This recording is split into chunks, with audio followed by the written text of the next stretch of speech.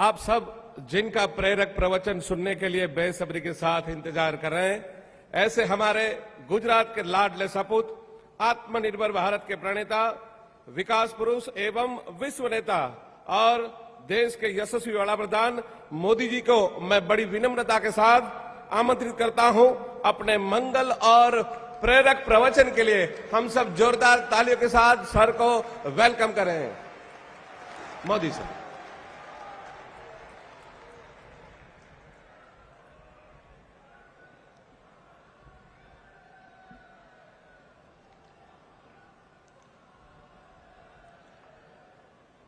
गुजरात के लोकप्रिय मुख्यमंत्री श्री भूपेंद्र भाई पटेल, केंद्र में मंत्रिपरिषद के मेरे साथी और जो जीवन भर अपने आप को शिक्षक के रूप में ही परिचय करवाते हैं, ऐसे पुरुषोत्तम रूपाला जी, पिछले चुनाव में भारत की संसद में पूरे देश में सबसे अधिक वोट पाकर के जीतने वाले श्रीमान सी.आर. पाटिल जी, गुजरात सरकार के मंत्रीगण, अखिल भारतीय प्राइमरी शिक्षक संघ के सभी सदस्यगण, देश के कोने कोने से आए सम्मानित शिक्षकगण, देवी और सज्जनों, आपने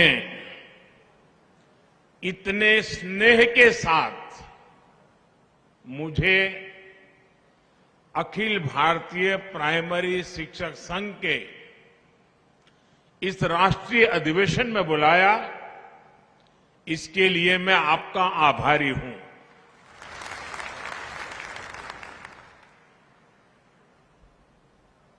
आजादी के अमृत काल में जब भारत विकसित होने के संकल्प के साथ आगे बढ़ रहा है, तो आप सभी शिक्षकों की भूमिका बहुत बड़ी है। गुजरात में रहते हुए मेरा प्राथमिक शिक्षकों के साथ मिलकर के राज्य की पूरी शिक्षा व्यवस्था को बदलने का अनुभव रहा है।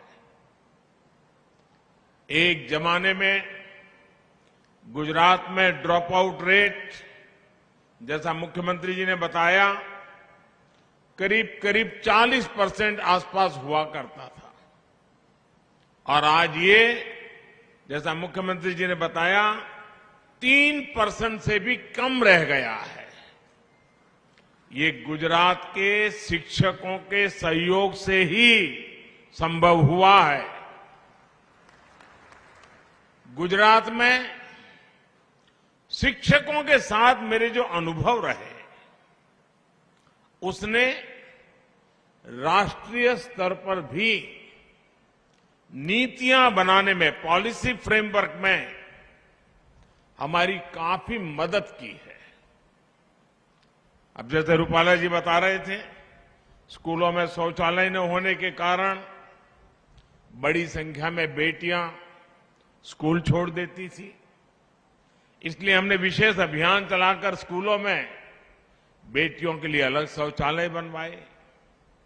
यहां गुजरात में तो एक जमाने में पूरे आदिवासी बेल्ट में, गुजरात का पूरा पूर्वी छोर जो है वो हमारे आदिवासी बंधुओं का बसेरा है एक प्रकार से। उस पूरे इलाके में, उमरगाम से अंबाजी, साइंस स्ट्रीम की पढ़ाई ही नहीं होती थी।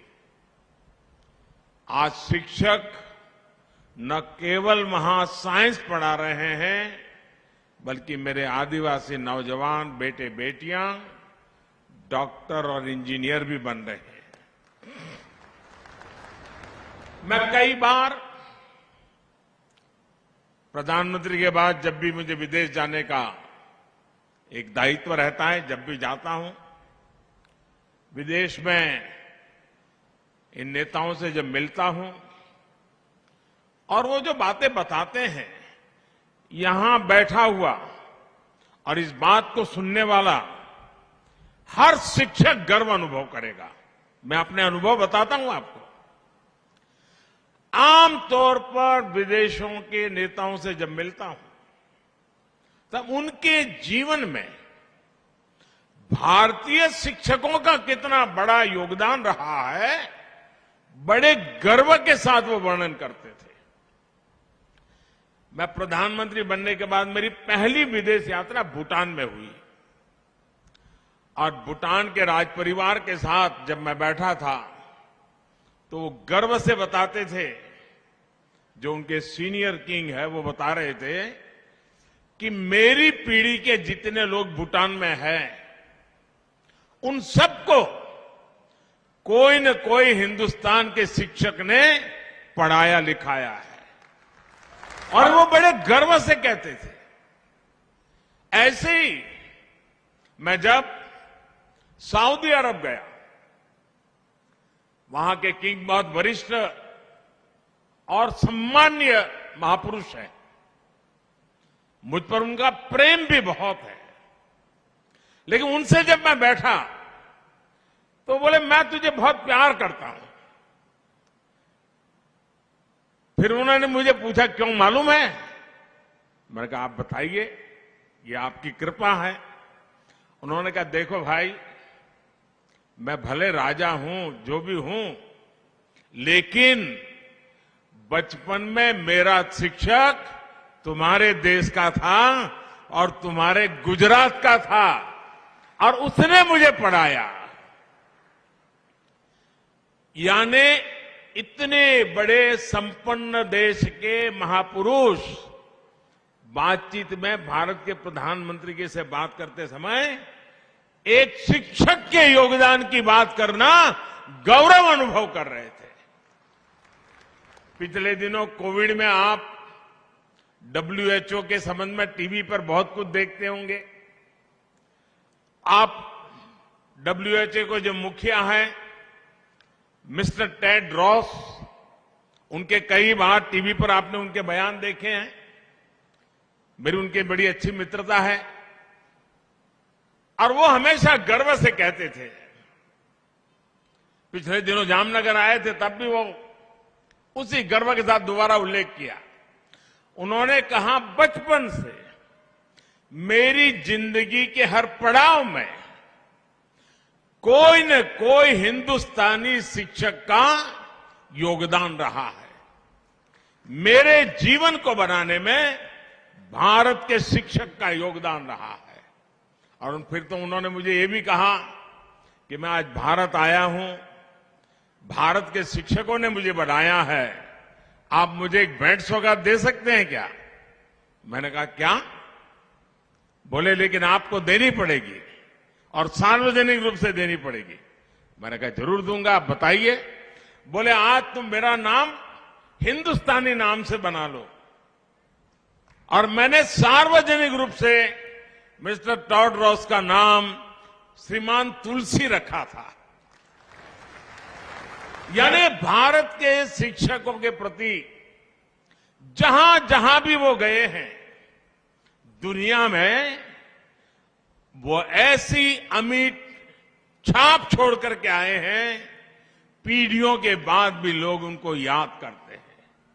साथियों, जैसे रूपाला जी गर्व से कह सकते हैं कि वो आजीवन शिक्षक हैं, मैं स्वयं में शिक्षक नहीं हूं, लेकिन मैं गर्व से कहता हूं कि मैं एक आजीवन विद्यार्थी हूं। मैंने आप सभी से समाज में जो कुछ भी होता है उससे बारीकी से ऑब्जर्व करना सीखा है। आज प्राथमिक शिक्षकों के इस अधिवेशन में अपने इन्हीं अनुभवों को मैं आज जरा जी भर करके आपके सामने कुछ कहना चाहता हूं। .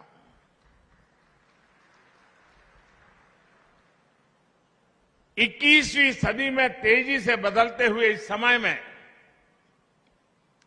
भारत की शिक्षा व्यवस्था बदल रही है। शिक्षक बदल रहे हैं, छात्र भी बदल रहे हैं। ऐसे में इन बदलती हुई परिस्थितियों में हम कैसे आगे बढ़े, ये बहुत अहम हो जाता है। जैसे हमने देखा है, पहले के टीचर्स के सामने संसाधनों की कमी, इंफ्रास्ट्रक्चर का अभाव जैसी कई चुनौतियां होती थी और तब छात्रों की तरफ से कोई खास चुनौती नहीं होती थी।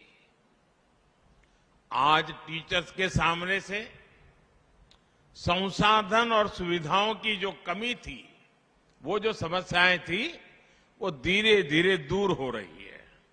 लेकिन आज की पीढ़ी के बच्चे, छात्र, उनकी जो जिज्ञासा है, उनका जो कौतूहल है, वे मां बाप के साथ साथ टीचर्स के लिए भी एक बहुत बड़ी चुनौती, चैलेंज लेकर आया है। ये छात्र आत्मविश्वास से भरे हुए हैं, ये छात्र नीडर हैं और उनका स्वभाव 8 साल की उम्र का, 9 साल की उम्र का छात्र भी टीचर को चुनौती देता है। वो शिक्षा के पारंपरिक तौर तरीकों से कुछ नई चीजें उससे पूछता है, बात करता है।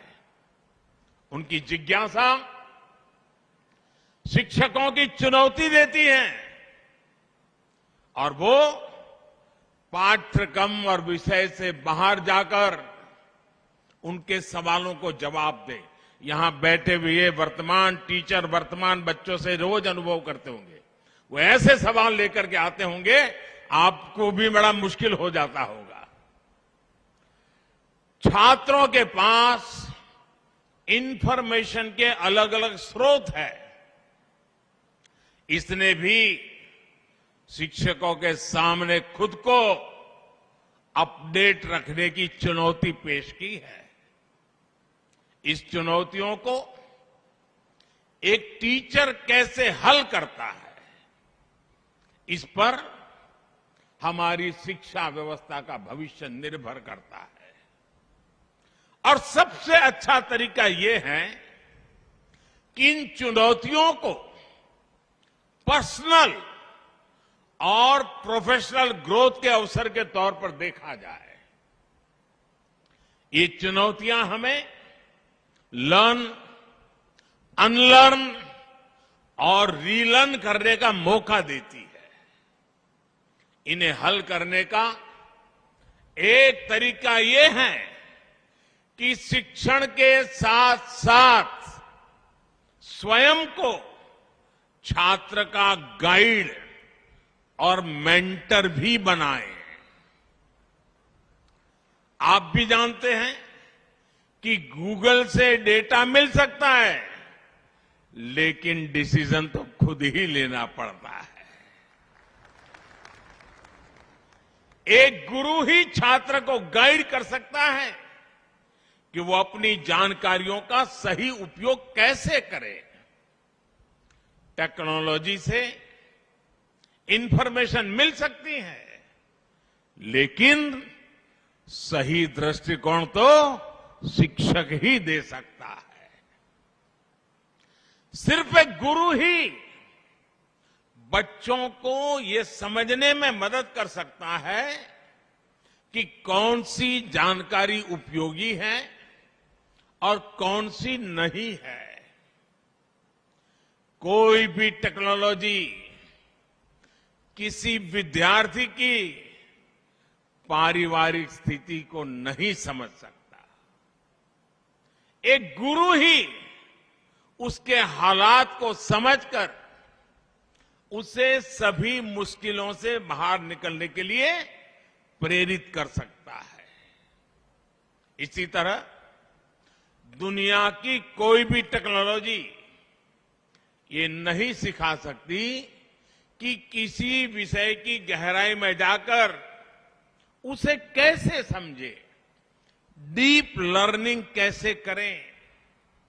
जब इंफॉर्मेशन की भरमार हो, इंफॉर्मेशन के पहाड़ खड़े हो जाते हैं, तो छात्रों के लिए ये महत्वपूर्ण हो जाता है कि वो कैसे एक चीज पर अपना ध्यान केंद्रित करें। डीप लर्निंग और उसे लॉजिकल कंक्लूजन तक पहुंचाना, ये बहुत महत्वपूर्ण है। इसलिए आज 21वीं सदी के छात्र के जीवन में टीचर की भूमिका और ज्यादा बृहद हो गई है। और मैं तो आपसे भी कहना चाहूंगा, मैं आपको कोई उपदेश देने नहीं आया हूं और न ही मैं उपदेश दे सकता हूं, लेकिन आप पल भर के लिए ये भूल जाइए कि आप टीचर हैं। पल भर के लिए सोचिए कि आप किसी संतान की माताजी हैं या किसी संतान के पिताजी हैं। आप अपने बच्चे को कैसा चाहते हैं? आपके बच्चे के लिए आप क्या चाहते हैं? पहला जवाब मिलेगा साथियों, यहां से कोई इनकार नहीं कर सकता है।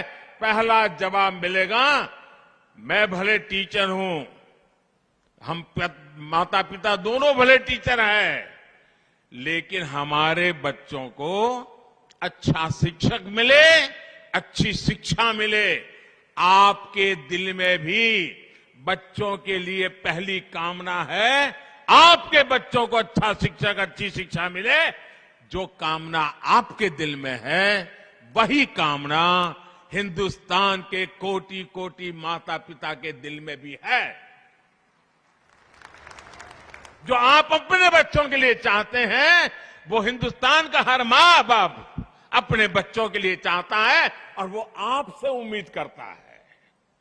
साथियों, इस बात को हमेशा ध्यान में रखिए कि विद्यार्थी आपसे, आपकी सोच से, आपके रोजमर्रा के व्यवहार से, आपकी बोलचाल से, आपके उठने बैठने के तरीके से वो बहुत कुछ सीखता रहता है। आप जो पढ़ा रहे हैं और छात्र जो आपसे सीख रहा है, उसमें कभी कभी बहुत अंतर होता है। आप सोचते होंगे कि आप गणित, विज्ञान, इतिहास या कोई अन्य विषय पढ़ा रहे हैं, लेकिन छात्र आपसे सिर्फ वो विषय नहीं सीख रहा, वो ये भी सीख रहा है कि अपनी बात कैसे रखनी चाहिए। वो आपसे धैर्य रखने, दूसरों की मदद करने जैसे गुण भी सीख रहा है। आपको देखकर ही वो सीखता है कि सख्त छवि रखकर भी स्नेह कैसे जताया जा सकता है। निष्पक्ष रहने का गुण भी उसे शिक्षक से ही मिलता है। इसलिए प्राइमरी एजुकेशन का रोल बहुत इंपॉर्टेंट होता है। छोटे बच्चों के लिए टीचर परिवार से बाहर वो पहला व्यक्ति होता है जिसके साथ वो सबसे ज्यादा समय बिताता है। इसलिए आप सभी में इस दायित्व का एहसास भारत की आने वाली पीढ़ियों को बहुत मजबूत करेगा। साथियों,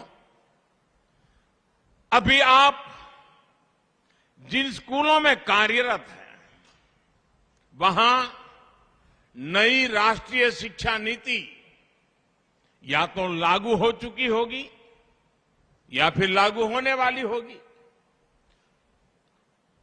और मुझे गर्व है कि इस बार जो राष्ट्रीय शिक्षा नीति बनी है, देश के लाखों शिक्षकों ने उसको बनाने में कंट्रीब्यूशन किया है।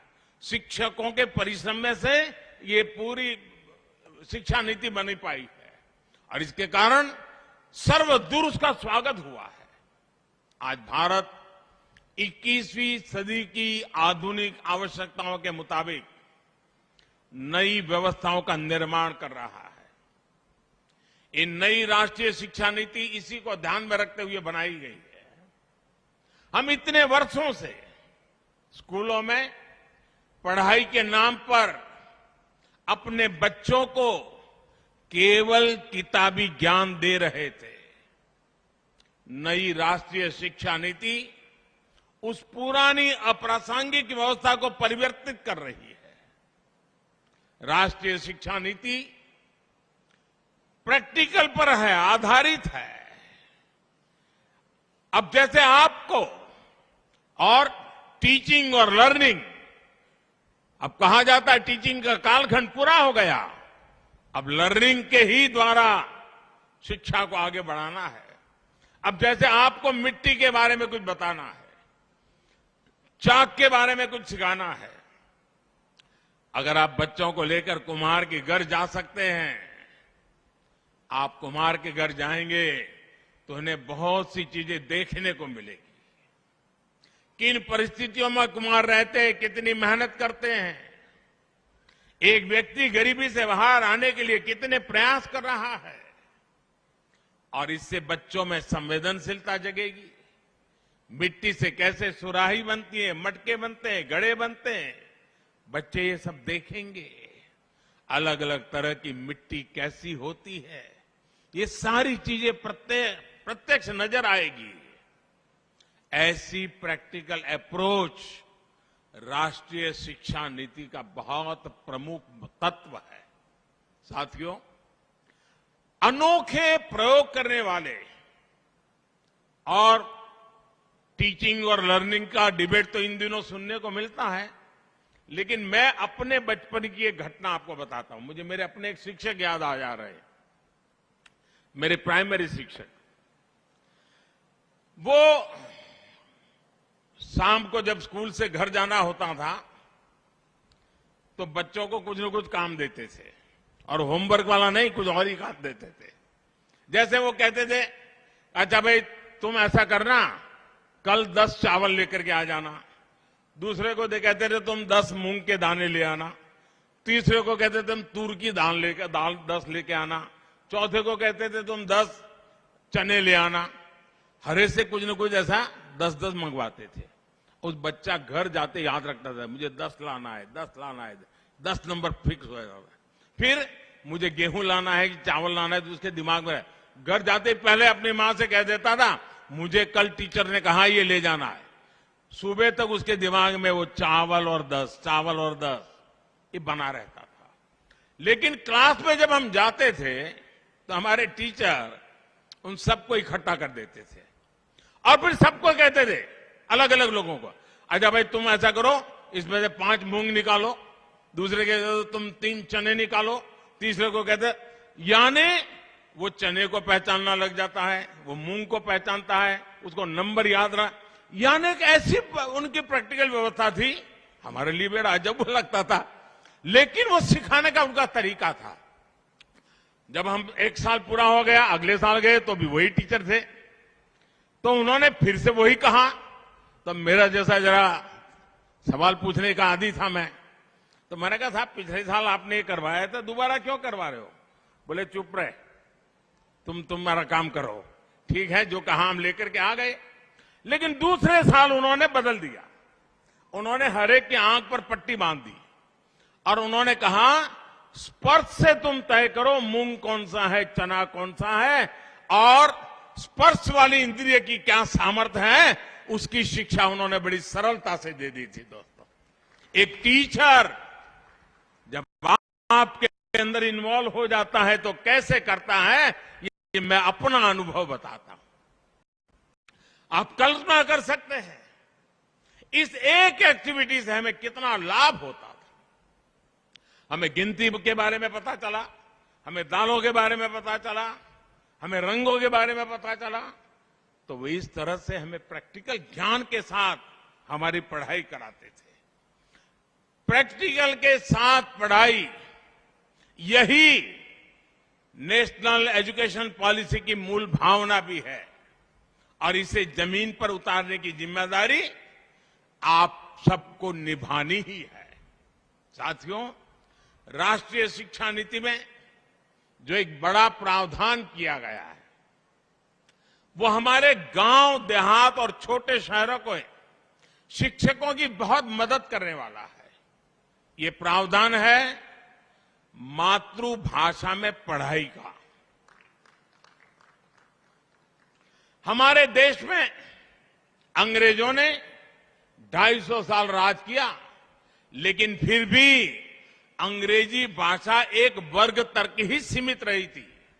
दुर्भाग्य से आजादी के बाद ऐसी व्यवस्था बनी कि अंग्रेजी भाषा में ही शिक्षण को प्राथमिकता मिलने लगी। माता पिता भी बच्चों को अंग्रेजी भाषा में पढ़ाने के लिए प्रेरित होने लगे। इसका नुकसान मेरे टीचर यूनियन ने कभी इस पर सोचा है कि नहीं सोचा है, मुझे मालूम नहीं है। आज मैं आपको बता रहा हूं, जिस समय आप सोचेंगे इस विषय पर, इस सरकार की जितनी तारीफ करेंगे उतनी कम होगी। क्या हुआ? जब ये अंग्रेजी चलने लगा तो गांव, देहात और गरीब परिवार के हमारे उन लाखों शिक्षकों को जो कि मातृभाषा में पढ़कर निकल रहे थे, वो कितने ही अच्छे शिक्षक हो, लेकिन उनको अंग्रेजी सीखने का अवसर नहीं मिला था। अब उनके लिए नौकरी का खतरा मंडराने लग गया, क्योंकि अंग्रेजी का माहौल चल गया। आपकी नौकरी और आप जैसे साथियों की भविष्य में भी नौकरी निश्चित करने के लिए हमने मातृभाषा में शिक्षा पर बल दिया है, जो मेरे शिक्षक के जीवन को बचाने वाला है। दशकों से हमारे देश में यही चलता रहा था, लेकिन अब राष्ट्रीय शिक्षा नीति मातृभाषा में शिक्षण को बढ़ावा देती है। इसका बहुत बड़ा लाभ आपको मिलेगा। इसका बहुत बड़ा लाभ हमारे गांव से आए हुए, गरीब परिवार से आए हुए युवाओं को मिलेगा, शिक्षकों को मिलेगा। नौकरी के लिए अवसर तैयार हो जाएगी। साथियों, शिक्षकों से जुड़ी चुनौतियों के बीच आज हमें समाज में ऐसा माहौल बनाने की भी जरूरत है जिसमें लोग शिक्षक बनने के लिए स्वेच्छा से आगे आए। अभी जो स्थितियां हैं उसमें हम देखते हैं कि लोग डॉक्टर बनने की बात करते हैं, इंजीनियर बनने की बात करते हैं, एमबीए करने की बात करते हैं, टेक्नोलॉजी को जानने की बातें करते हैं। ये सारी बातें करते हैं, लेकिन बहुत कम देखने को मिलता है कोई आकर कहे कि मैं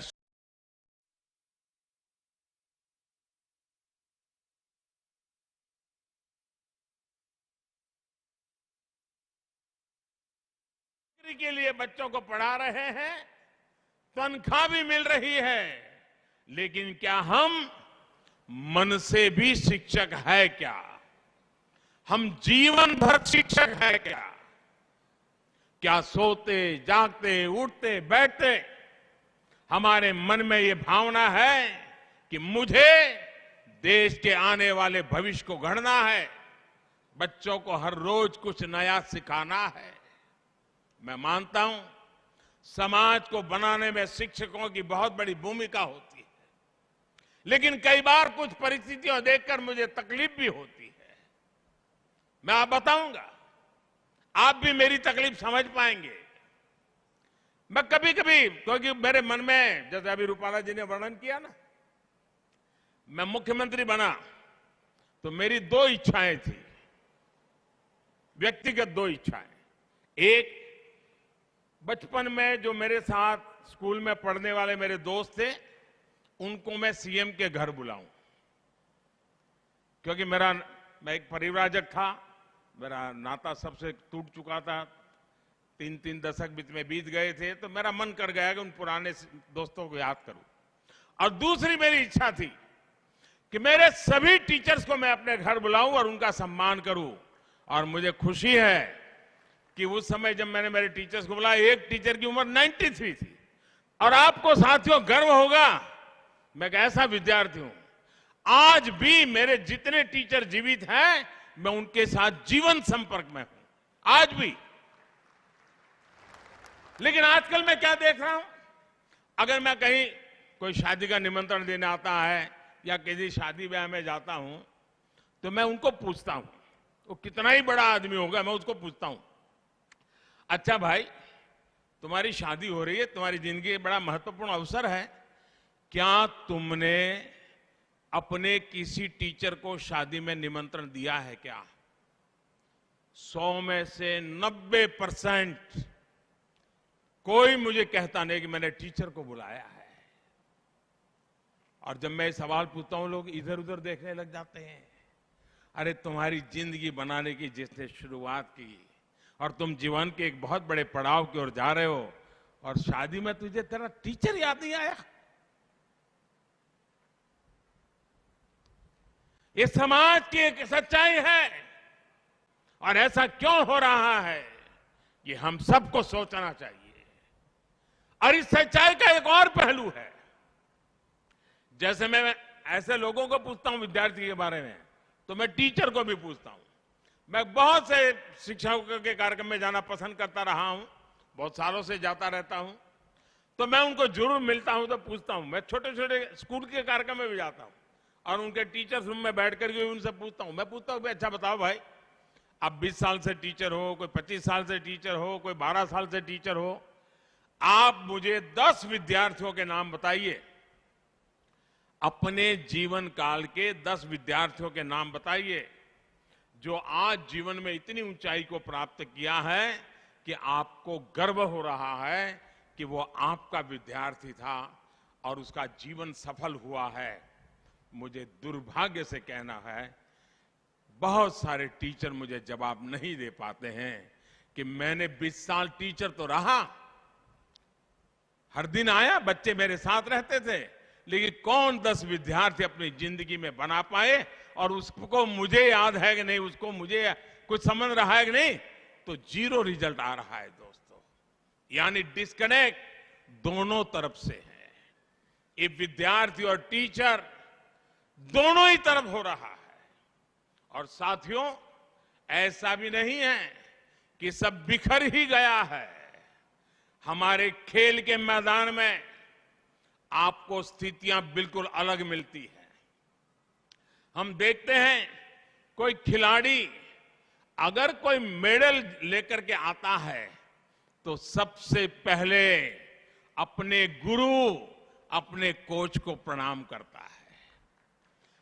वो ओलंपिक जीत करके आया होगा, बचपन में जिसने खेल सिखाया होगा, उसके बीच में 15-20 साल का फासला चला गया होगा, फिर भी जब वो मेडल प्राप्त करता है, उस गुरु को प्रणाम करता है। गुरु के सम्मान की भावना जीवन पर्यंत उसके मन में रहती है। ऐसा इसलिए होता है क्योंकि गुरु या कोच उस खिलाड़ी पर व्यक्तिगत रूप से फोकस करता है, उसकी जिंदगी के साथ जुड़ करके उसको तैयार करता है, उस पर मेहनत करता है। खेल के मैदान से अलग शिक्षकों की सामान्य दुनिया में हम ऐसा कम ही होता देखते हैं कि कोई विद्यार्थी उन्हें जीवन भर याद कर रहा है, उनके संपर्क में है। ऐसा क्यों होता है, इसके बारे में हमें जरूर सोचना चाहिए। साथियों, समय के साथ विद्यार्थियों और स्कूलों के बीच भी डिस्कनेक्ट बढ़ता जा रहा है। पढ़कर निकलने के बाद बच्चे स्कूल को तब याद करते हैं जब उन्हें कोई फॉर्म भरना होता है और वहां से कोई दाखला लेना होता है। मैं बहुत बार लोगों से पूछता हूं, क्या आपको मालूम है कि आपकी स्कूल का स्थापना दिवस या आपकी स्कूल का जन्मदिन कब होता है? जन्मदिन यानी वो कौन सा दिन था जब आपका स्कूल उस गांव में शुरू हुआ था। और मेरा जो अनुभव रहा है कि बच्चों को या स्कूल की मैनेजमेंट को या टीचर को किसी को पता नहीं होता कि जिस स्कूल में वो नौकरी कर रहे हैं या जिस स्कूल में वो पढ़े थे वो स्कूल कब शुरू हुई थी, ये जानकारी नहीं होती है भाई। स्कूल और स्टूडेंट के बीच डिस्कनेक्ट को दूर करने के लिए ये परंपरा शुरू की जा सकती है कि हम स्कूलों का जन्मदिन मनाएं और बड़े ठाठ से मनाएं, पूरा गांव मिलकर के मनाए, और इसी बहाने आप उस स्कूल में से पढ़ करके गए सब पुराने लोगों को इकट्ठा कीजिए, पुराने सब टीचर्स को इकट्ठा कीजिए, आप देखिए एक पूरा माहौल बदल जाएगा, अपनत्व की एक नई शुरुआत हो जाएगी। इससे कनेक्ट बनेगा, समाज जुड़ेगा और आपको भी पता चलेगा कि हमारे जो पढ़ाई हुए बच्चे हैं वो आज कहां कहां पहुंचे हैं। आप गर्व की अनुभूति करेंगे। और मैं ये भी देखता हूं कि स्कूलों को पता नहीं होता है कि उनके पढ़ाए बच्चे कहां पर पहुंच गए हैं, कितनी ऊंचाई पर है। कोई किसी कंपनी का सीईओ है, कोई डॉक्टर है, कोई इंजीनियर है, कोई सिविल सर्विसेज में आ गया है, उसके बारे में सब जानते हैं, लेकिन वो जिस स्कूल में पढ़ा है वही स्कूल वाले जानते नहीं है। ये मेरा पक्का विश्वास है कि कोई कितना भी बड़ा व्यक्ति क्यों न हो, किसी भी पद पर क्यों न हो, अगर उसको उसके पुराने स्कूल से निमंत्रण आएगा तो वो कुछ भी करके खुशी खुशी उस स्कूल जरूर जाएगा। इसलिए हर स्कूल को अपने स्कूल का जन्मदिन अवश्य मनाना चाहिए। साथियों, एक बहुत अहम विषय फिटनेस और स्वास्थ्य का भी है, हाइजीन का भी है। ये सब विषय आपस से जुड़े हुए हैं। बहुत बार मैं देखता हूं कि बच्चों का जीवन इतना शिथिल हो गया है कि पूरा दिन निकल जाता है, कोई शारीरिक एक्टिविटी नहीं होती है, या तो डिजिटली मोबाइल पे बैठा है या टीवी के सामने बैठा है। मैं कभी कभी स्कूलों में जाता था तो बच्चों को पूछता था, अच्छा भाई कितने बच्चे हैं जिनको दिन में 4 बार पसीना होता है, बताइए। बहुत बच्चों को तो मालूम ही नहीं पसीना क्या होता है। बच्चों को पसीना नहीं आता क्योंकि उनको खेलने का कोई रूटीन ही नहीं है। ऐसे में उनका सर्वांगीण विकास कैसे होगा? आप सभी जानते हैं सरकार बच्चों के पोषण पर कितना फोकस कर रही है। सरकार मिड डे मील की व्यवस्था करती है। अगर भावना ये होगी कि किसी तरह खाना पूरी कर देनी है, कागजों में से सब ठीक रहना है, तो पोषण को लेकर चुनौतियां आती रहेगी। मैं उसको दूसरे तरीके से देखता हूं दोस्तों। बजट तो सरकार देती है, लेकिन हम वो देश के लोग हैं जहां पर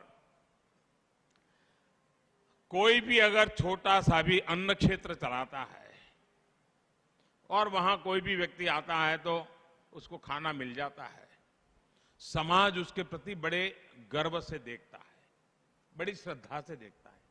आज हम लंगर की बात करें, आज लंगर के प्रति बड़ी श्रद्धा से देखा जाता है। आज हम देखें कोई भंडारा होता है, लोगों को खिलाते हैं, बड़ी श्रद्धा।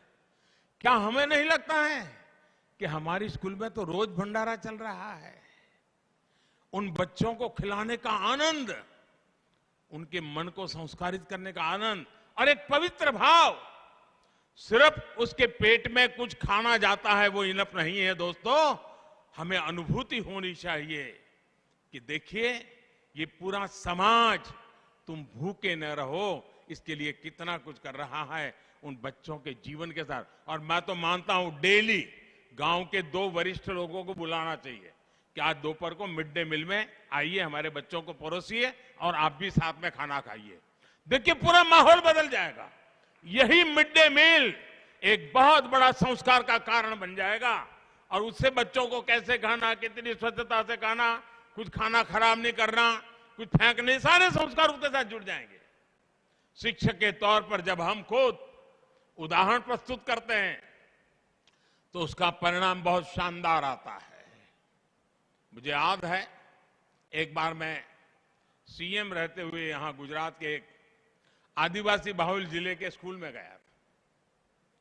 अब मैं वहां गया, मैंने देखा जो बच्चे थे बड़े साफ सुथरे थे और हर एक के ऊपर एकदम, जो छोटे बच्चे थे, पिन से एक हैंडकरचिप लटका हुआ था।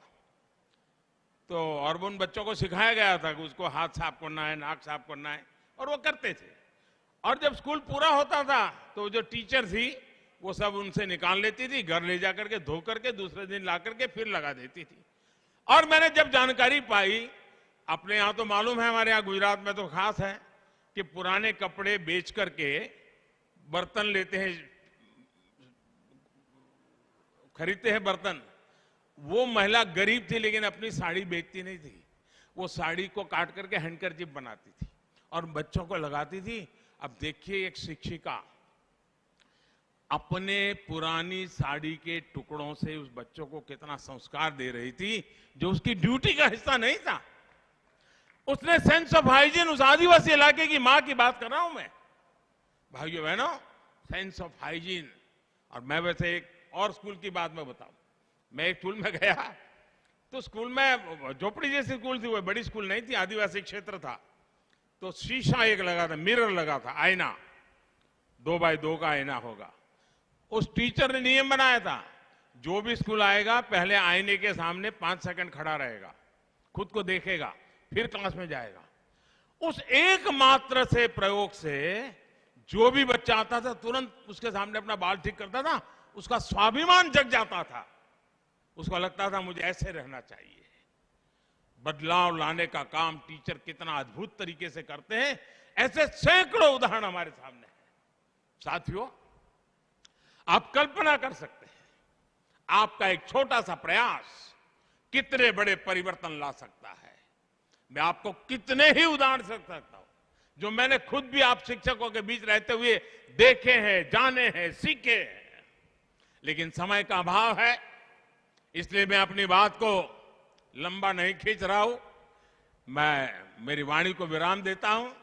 मुझे विश्वास है हमारी परंपरा ने गुरु को जो स्थान दिया है, आप सभी उस गरिमा को, उस गौरव को, उस महान परंपरा को आगे बढ़ाएंगे, नए भारत का सपना पूरा करेंगे। इसी विश्वास के साथ आप सभी का मैं बहुत बहुत धन्यवाद करता हूं और बहुत बहुत शुभकामनाएं देता हूं। नमस्कार।